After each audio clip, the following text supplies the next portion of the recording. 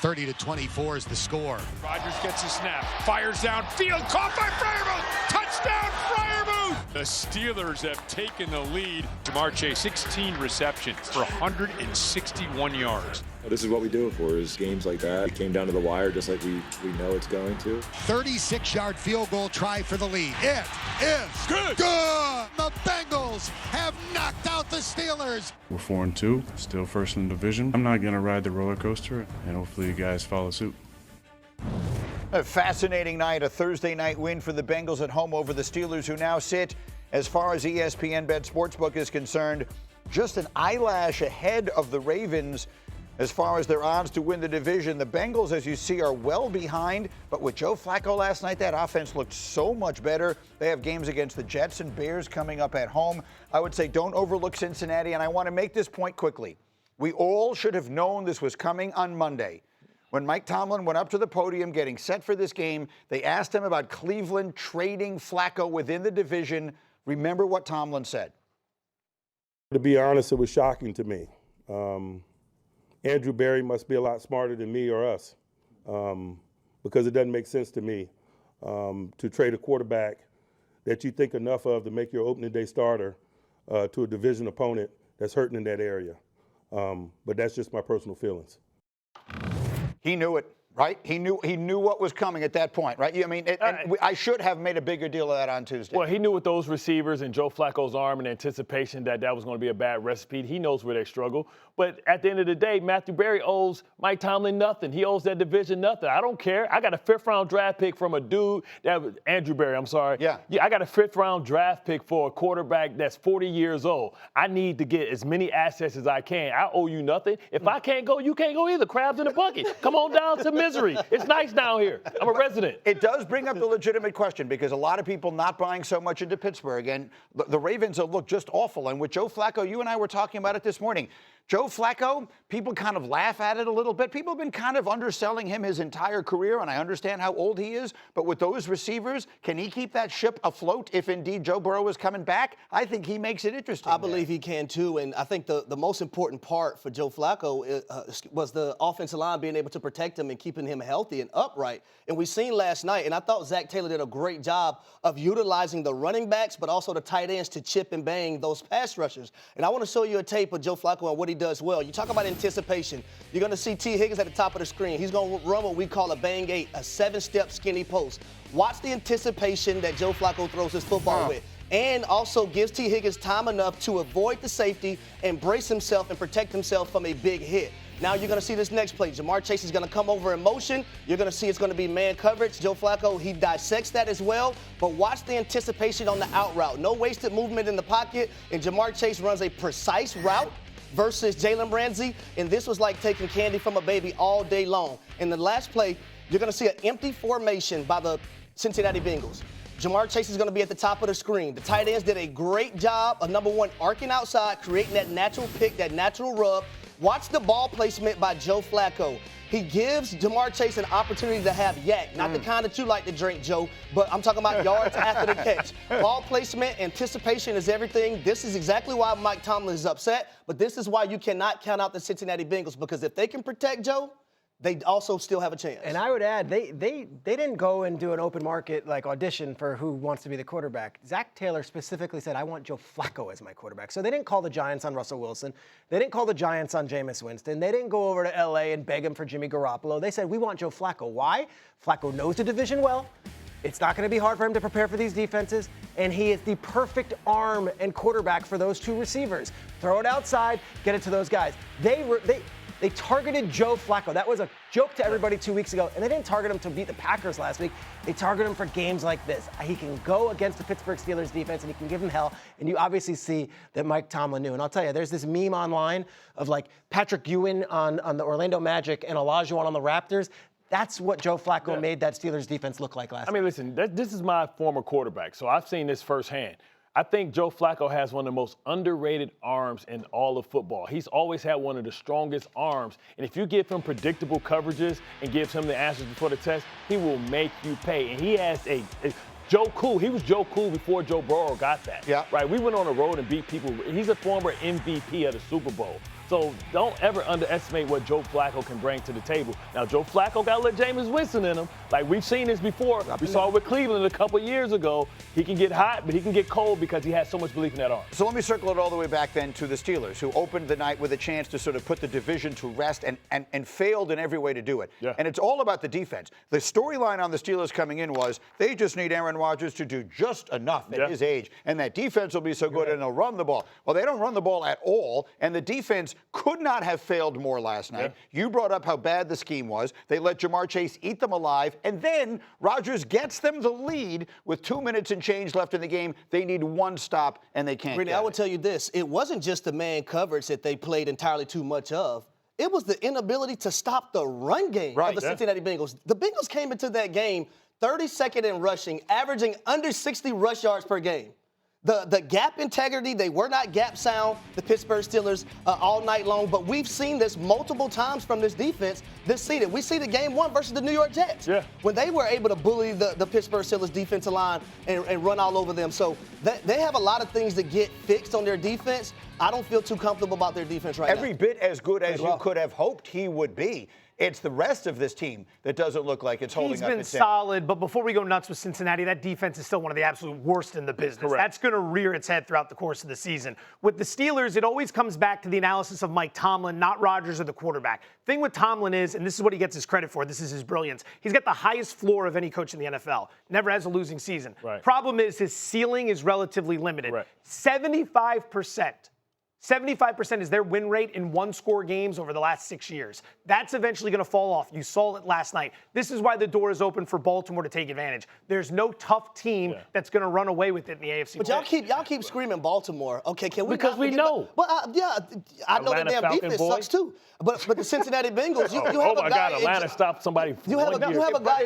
But he's right. It does. The Ravens' defense has been terrible. I know they're all hurt, but it's been It terrible. was one of the toughest schedules in the NFL to start the year, and a lot of guys got hurt. Yes. Those two things are going to turn They in were the next terrible week. last year, and that turned around, right? And the thing is, with the Steelers, they don't have the ability to really score quickly, right? They're playing with 3 tight ends, Aaron Rodgers, dink and dunk. Where you have a team on the other side that can get quick, easy scores, it puts so much buy on the defense. Okay, so last night was an interesting night.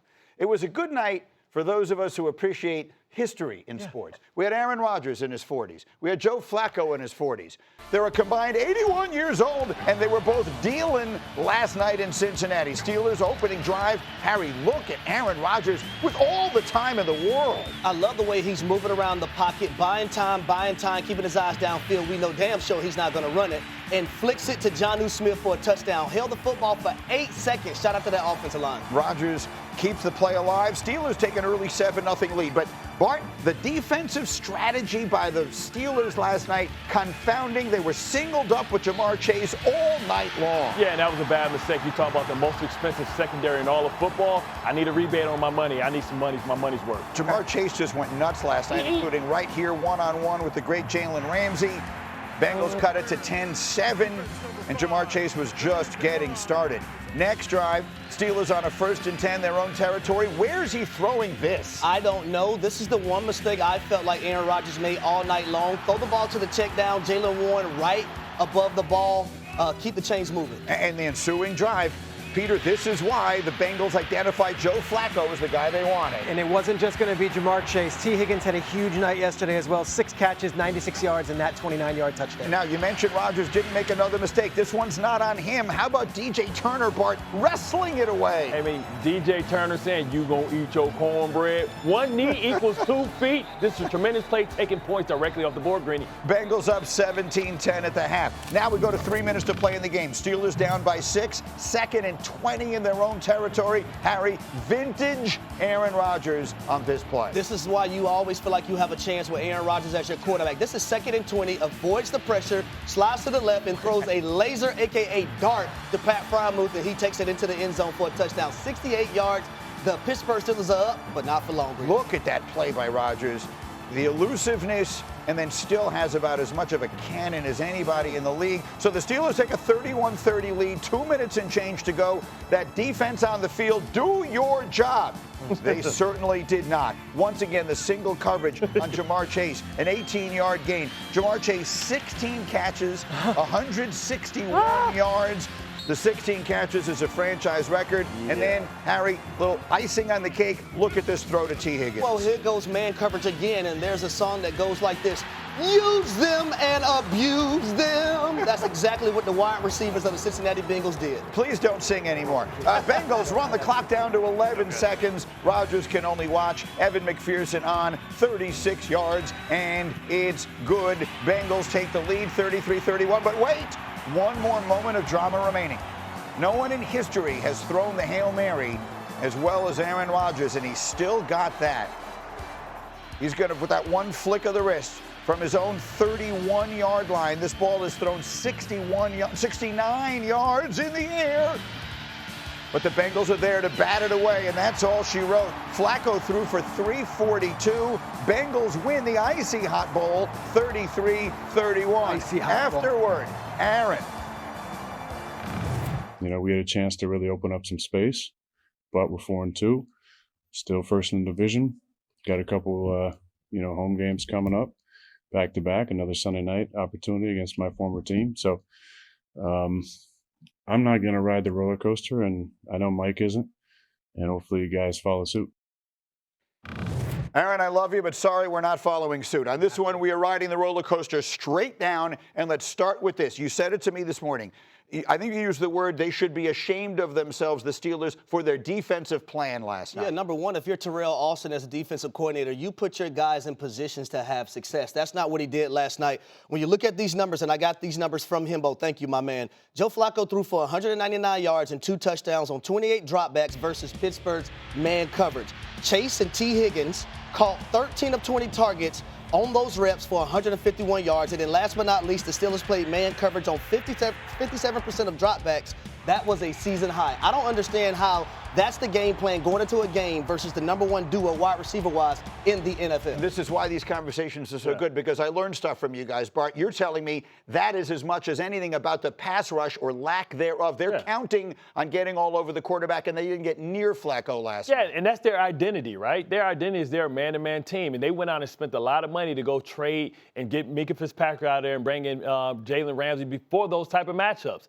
And unfortunately, he wasn't able to handle the call. But you are who you are. If you're a man-to-man guy, a blitz team, a zone blitz team, you don't really practice cover 2, cover 3, bend, don't break. That's not in their DNA. So if they would have did that, it would have looked just as bad anyway. So to be clear, what you're saying is the fault with the Steeler defense is they're not generating the pass rush they've been able to count on for a decade. On Flacco, and you know exactly where he is, but the problem is Cincinnati receivers was winning so fast that the pass rush didn't even have an opportunity. Joe Flacco, they wore all white. Did you see any dirt on that uniform? No, that's right. They had the stripes, but none of the dirt on it. And so that leaves the AFC North. Look, this was a signature night. Signature is the wrong word. This was a statement night. It was. The Steelers could have put this thing to rest last night, and they failed. The path was there. They had a 4-1 record. The Ravens are irrelevant right now. The Bengals were irrelevant. The Browns were irrelevant. It was our year, just easy cakewalk. And they let Jamar Chase have 16 catches on 23 targets. 23 targets! And this is with a defense that they added these players this offseason. Jalen Ramsey was a big acquisition. Juan Thornhill, Darius Slay, Brandon Echols, they re-upped Deshaun Elliott, who was back yesterday. Joey Porter Jr. is a first-round pick. Drafted a D lineman, too. And they drafted the D lineman. This is a very alarming loss because everyone knew Flacco was coming. We saw the comments from Tomlin earlier in the week. Everybody knew that this was going to be the approach. Let's go right to these two guys, Chase and Higgins. And they knew exactly what they were doing, and they still couldn't stop it. The book might be out on the Steelers. Hey, here's how you beat them. Rodgers might get his, that's fine, but they can be thrown all over, and that's worrisome considering they knew that going into the offseason. King of the book, Joe Fortenbaugh is with us all morning long, our betting expert. A lot of different directions to take this. Take as much time as you need. What are all the tentacles that come off this night, last night, for the Steelers, for the Bengals, for the Ravens? Everybody. So the first question you ask is that kind of like the Thursday night outlier? Because teams get caught up in these Thursday night games. You go on the road, you play a divisional opponent, things can get wonky there, you chalk it up, you move on. The problem with the Pittsburgh defense, that wasn't new. They've been outgained in 5 of 6 games this year. The Jets hung 30 on them this season. Like, that defense has been a problem all year, but we all saw it in the standalone game last night. So you ask yourself, are you going to run away with this division? Are you the cream of the crop? You're not. The door's open. So now we look to pricing to figure out where we can find value. That's where the Baltimore Ravens come in. Plus 130 to win the division is the best price you've had all year. Record is terrible, but why? Injuries have really hurt them. And on top of that, the schedule's been tough. Those are two problems that they won't necessarily have the rest of the way. They're going to get healthier coming off the bye. The schedule's top 10 in terms of ease the rest of the way out. They have Pittsburgh twice in the final 5 games of the regular season. There's a lot of opportunity to catch up to them. Ravens win totals 8.5 as well. It was 12.5 to open the season. This is where you buy the dip on Baltimore. I think the Ravens have earned that from us over the past several years, too. It's a lot of the same people that we saw on the field for these teams. So it's not like, hey, why are you giving the Ravens benefit of the doubt? They stink this year. No. It's because we give the Ravens benefit of the doubt because a lot of those players were on the team last year that went to the divisional round and have been in the championship game 2 years ago. So just super quickly from my 2 players here, Bart, starting with you. If the Steelers don't win that division, who will? I think Baltimore wins it. I think they play them twice. They play the Bengals twice as well, and they have an easy schedule going forward. And we know this team has a championship DNA, even though they fall short in the playoffs. If not the Steelers, then who? I'm going Cincinnati. Oh, that's terrible. That's terrible. You have to say that out loud. That defense is wretched. Well, let me tell you the difference in defenses. We might be out of time. You have to check with No, we're not. When you look at commercial break. Cincinnati, guess what they are? They're top 5 in takeaways. Okay. That's something that the Baltimore Ravens are not doing. But If they that can comes in ship flows, though. afloat That's until ebb and Burrow flows. gets back, that we'll have to wait and see. Okay, I think we've struck a nerve.